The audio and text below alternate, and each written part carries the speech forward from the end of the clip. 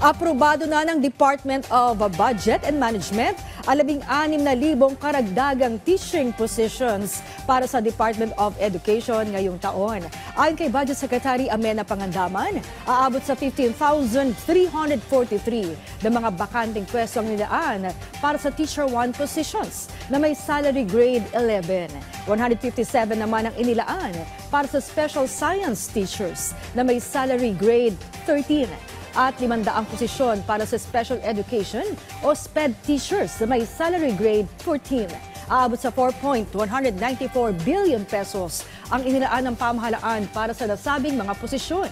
Layo nitong punan ang kakulangan mga guro sa mga pampublikong paaralan sa bansa. Dahil na rin sa patuloy na pagdami ng bilang ng mga mag-aaral.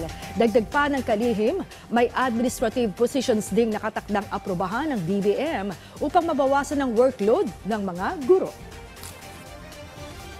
Kailangan ng mga teachers din natin, meron din po silang parang focus kung ano po yung specialization nila. So with these new teachers po, at least magkakaroon din po tayo ng chance na makapag-recruit ng mga teachers na meron talaga specialization.